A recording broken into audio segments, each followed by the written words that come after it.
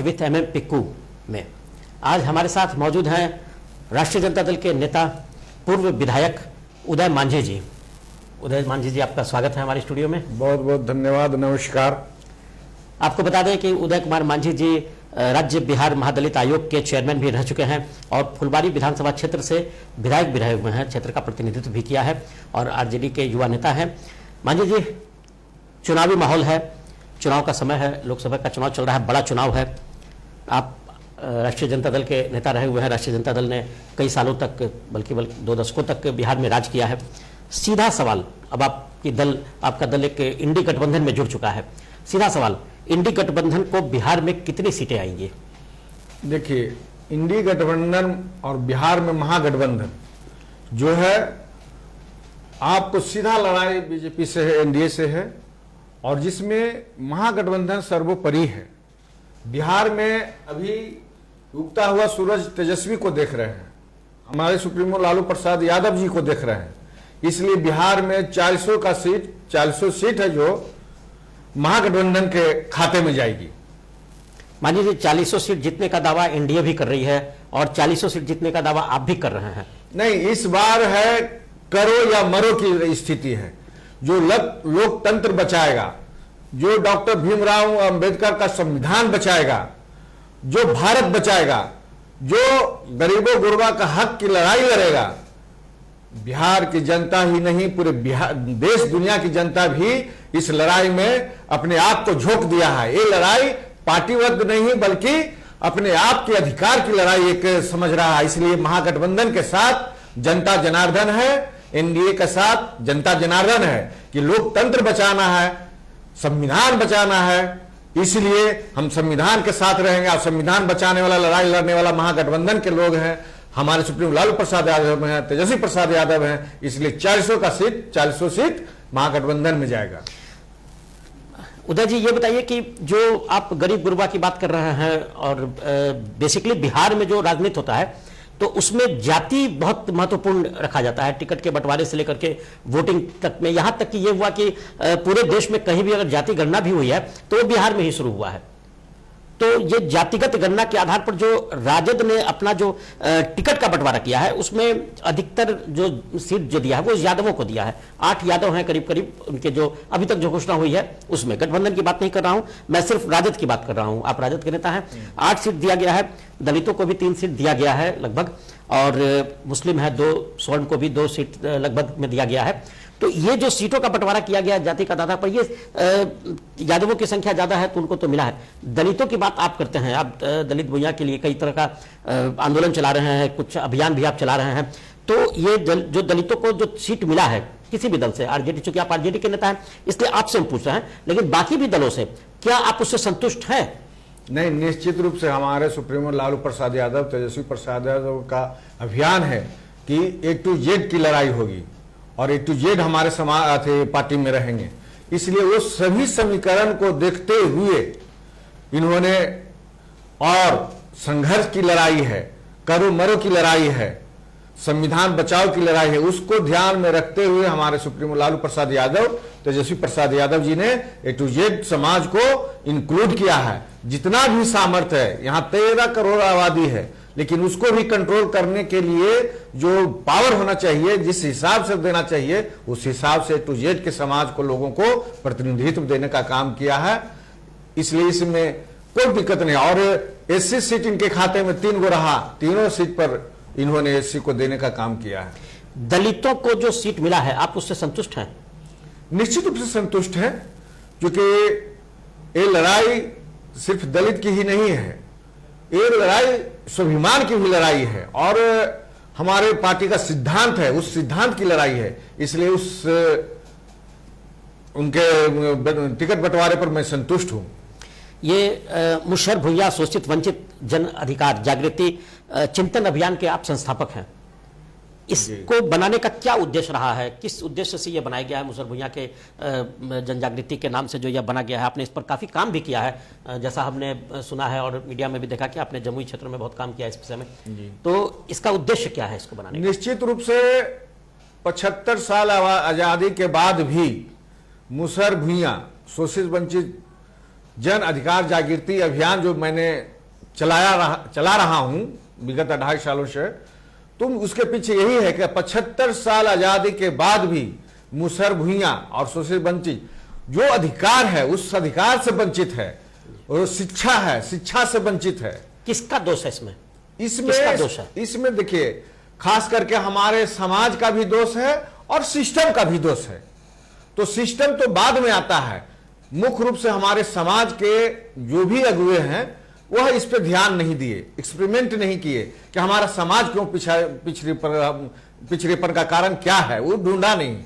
लेकिन मैंने बहुत चिंतन मनन किया, अध्ययन किया, तो लगा कि सबसे बड़ा आगे बढ़ने का और विकास करने का और सृष्टि सृजन करने का मुख्य आधार जो भूत है वह पढ़ाई है। और डॉक्टर भीमराव अंबेडकर का दिया हुआ अधिकार वह पढ़ाई के बदौलत ही आप ले सकते हैं। इन्होंने डॉक्टर भीमराव अंबेडकर जी ने स्लोगन भी दिया था कि निश्चित रूप से आप पहले संगठित होइए, संघर्ष करिए। तो इस पढ़ाई में स्लोगन में मैं दिया हूं कि आधी रोटी खाएंगे, बेटा बेटी को पढ़ाएंगे, मूर्ख रहना पाप है, अनपढ़ रहना पाप है। मैं अपने समाज को ये चैलेंज दे रहा हूं और संकल्पित करवा रहा हूं ताकि शिक्षा से जुड़े। जब शिक्षा से जुड़ जाएगा तो ऑटोमेटिक उसका विकास होगा और उसका जो शोषण हो रहा है, अधिकार का हनन हो रहा है, वह अधिकार भी प्राप्त करेगा और उच्च श्रेणी की कुर्सी भी प्राप्त करेगा। 7 दशक से ज्यादा हो चुके हैं आजादी को और सिस्टम का दोष है, लेकिन क्या इसमें आप सरकार का दोष मानते हैं कि अभी भी मुसहर भुइयां की स्थिति वही है?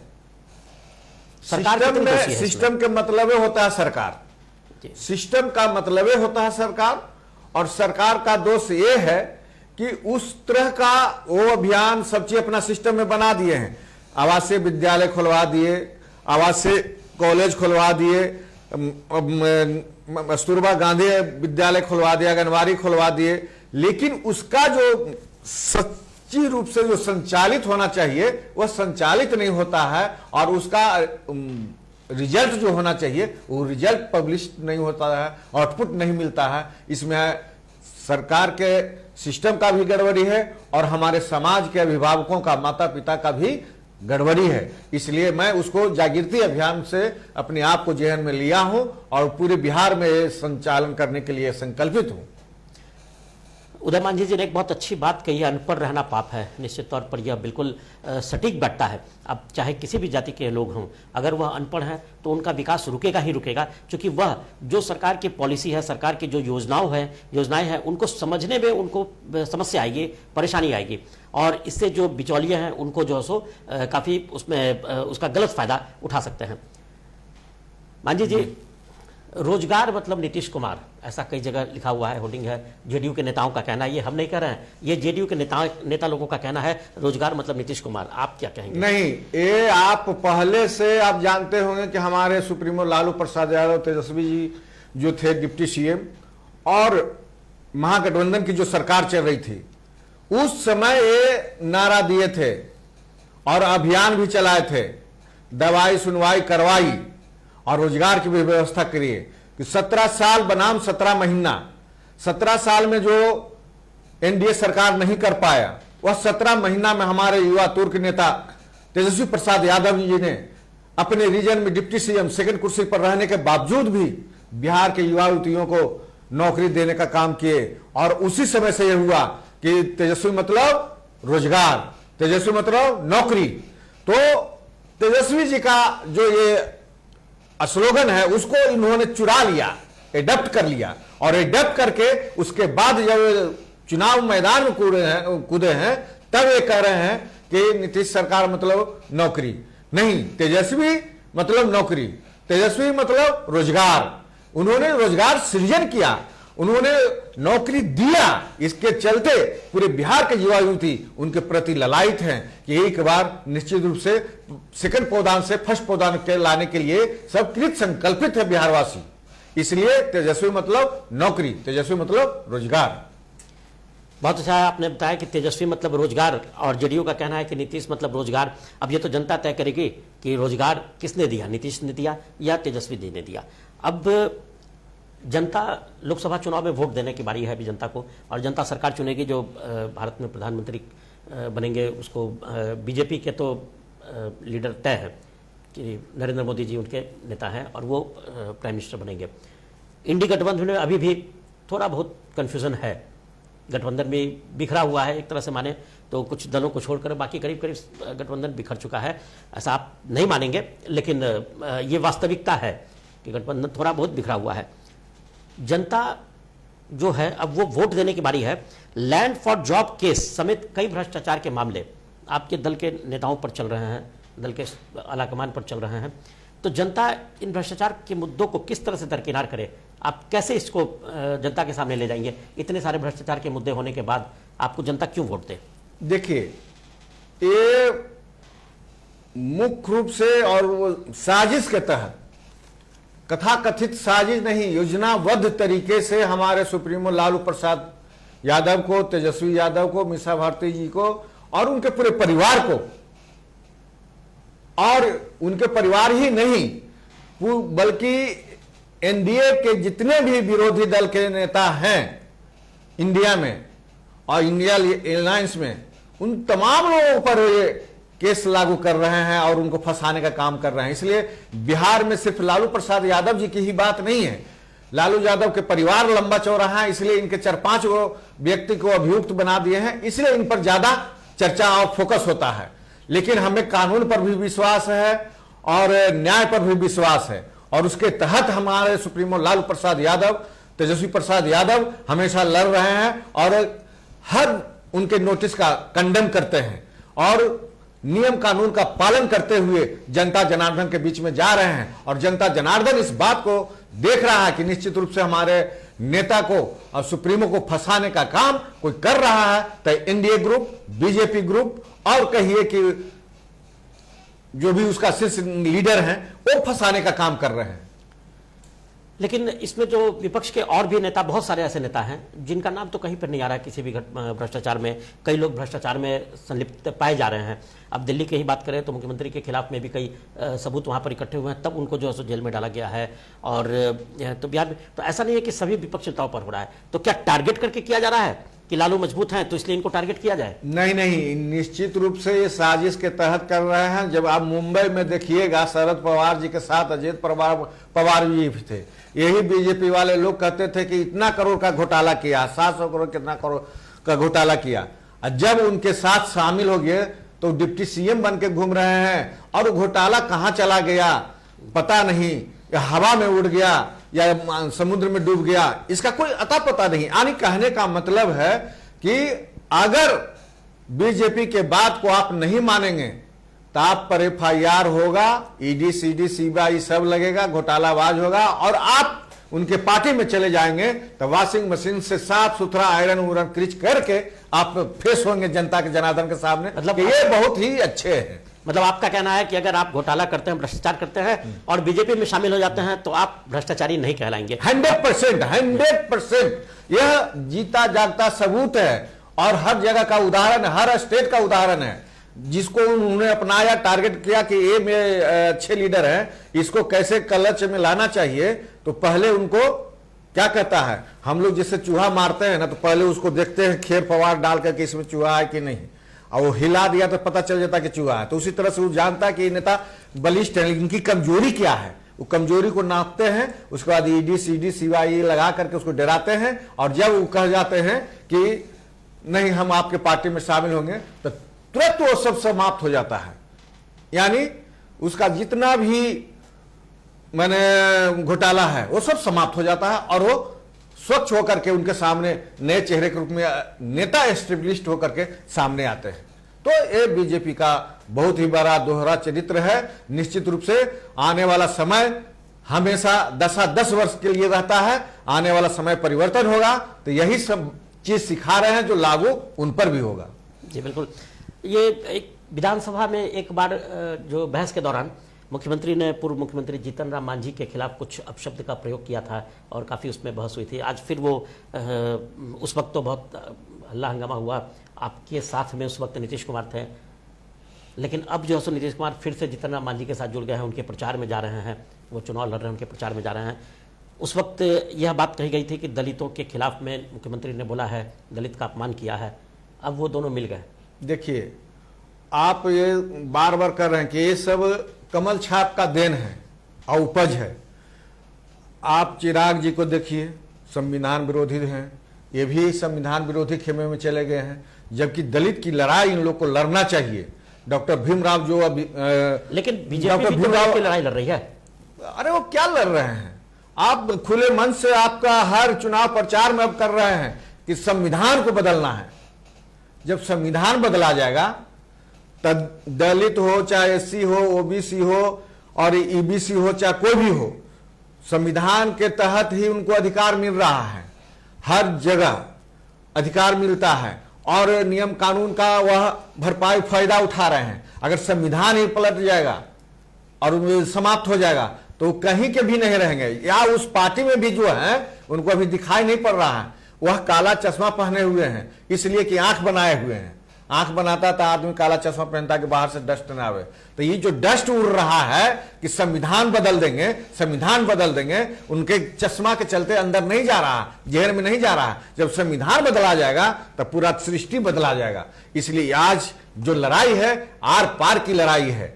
इसलिए हमारे सुप्रीमो लालू प्रसाद यादव जी और तेजस्वी जी सब मिलकर लड़ रहे हैं। और हमारे जो चिराग जी हैं और चाहे मांझी जी हैं, चाहे सीएम साहब हैं, ये सभी थे कमल के बाहर। अब जब कमल में चल गए तो सब एकजुट में हो गए और लगता है कि कीचड़ से कमल खिल रहा है। ये सिर्फ दिखने दिखाने का है, लेकिन उसके अंदर में क्या है? किचड़े किचड़े है, हकीकत में कीचड़ है।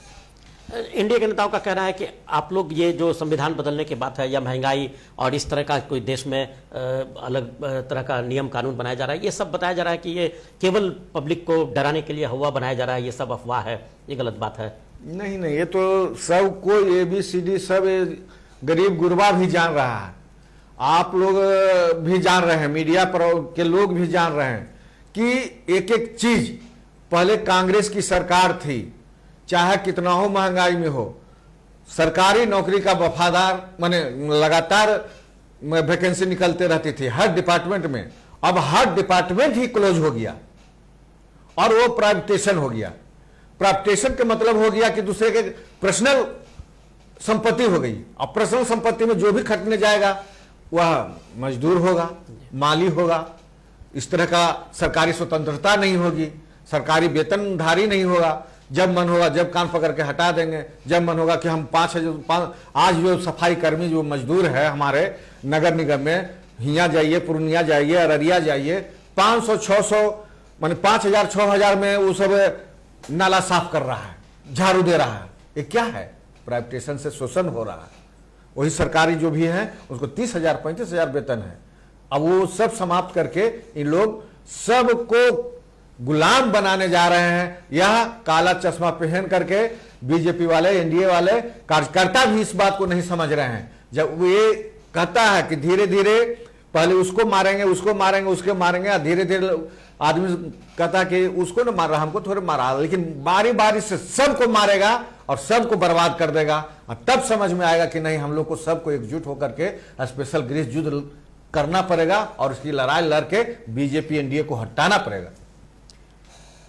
उदय जी, ये तो बात हो गई केंद्र सरकार, और आपने जो अपनी बात बताई, निश्चित तौर पर आप पार्टी के नेता हैं तो आप अपनी बात रखेंगे ही। पप्पू यादव अभी पूर्णिया से चुनाव लड़ रहे हैं। पूर्णिया का सीट अभी बहुत हॉट सीट माना जा रहा है, क्योंकि वहाँ पर जो कैंडिडेट हैं, जेडीयू ने भी अपना आरजेडी ने भी अपना कैंडिडेट दे दिया है, जबकि कांग्रेस के साथ उनका गठबंधन है। पप्पू यादव ने अपनी पूरी पार्टी का विलय कांग्रेस के साथ में कर दिया है। अब ये विलय होने के बाद पप्पू यादव बिल्कुल अकेले पड़ गया। अब उनके साथ में ये समस्या है कि अगर वो चुनाव लड़ते हैं तो निर्दलीय ही लड़ेंगे, और निर्दलीय वो नॉमिनेशन कर भी चुके हैं। तो ये जो पप्पू यादव हर मंच से, मीडिया में और कई जगह ये कहते चलते रहते पहले से भी कि लालू प्रसाद को वो अपना अभिभावक मानते हैं, लालू प्रसाद फिर क्यों नहीं उनको अपना मानते हैं? देखिए, आप कुछ दिन पहले भी देखे होंगे, लालू प्रसाद जी, तेजस्वी प्रसाद जी भी उनको बहुत मानते हैं। पप्पू जी को आदर भी करते हैं, मान सम्मान के साथ देखते हैं, और पूरे बिहार के भी पॉपुलर नेता भी हैं पप्पू जी, ऐसा बात नहीं है। लेकिन पार्टी सिद्धांत की जब बात आती है तो वो विलय किए अपनी पार्टी को कांग्रेस में, तो दोषारोपण कांग्रेस पर होना चाहिए। और जब कांग्रेस के खाते में वो सीट नहीं गया तब पप्पू जी को नॉमिनेशन नहीं करना चाहिए। जब आरजेडी के खाते में आ गया तो आरजेडी का वो कोटा हो गया। तो उस हिसाब से पप्पू जी को आरजेडी का ब्लेम नहीं लगाना चाहिए, ये ब्लेम कांग्रेस पे लगाना चाहिए कि हम आपके साथ वफादारी के साथ पार्टी को हम मर्ज किया, तो आप हमको इस तरह से दरकिनार करके दूध में मक्खी पड़ जाता है उसको निकाल के फेंक दिए, उस तरह से करना, ये ब्लेम उनको कांग्रेस पे जाता है।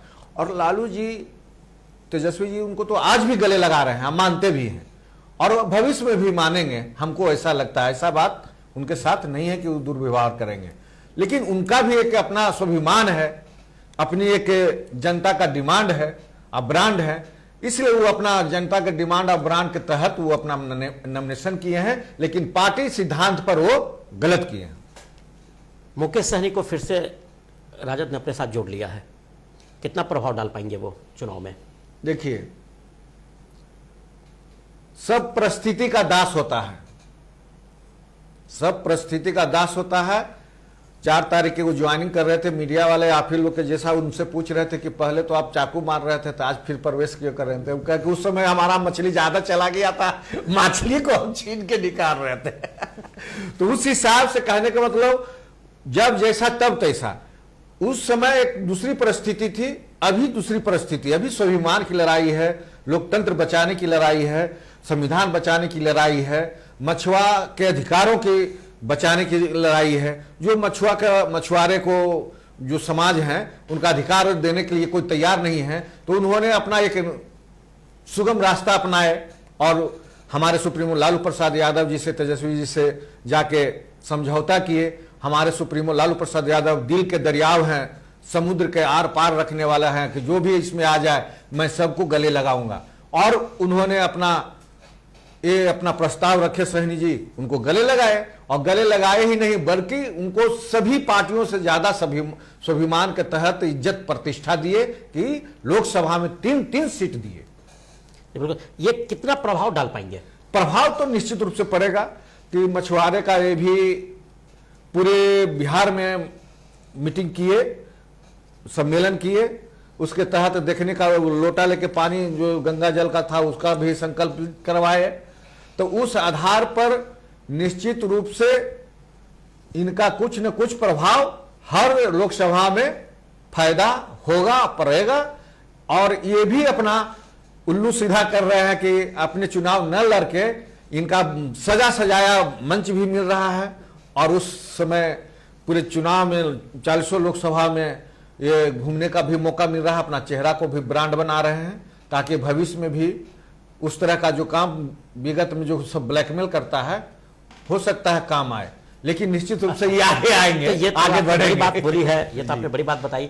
और कही है, आप दल के नेता हैं फिर भी आप यह बता रहे हैं, ये जो इस तरह के जो टिकट का बंटवारा जो किया गया उसमें मुकेश सहनी को भी कुछ सीट देने की बात हुई है। तेजस्वी जी ने कहा है कि यह सीट उनको दी जाएगी।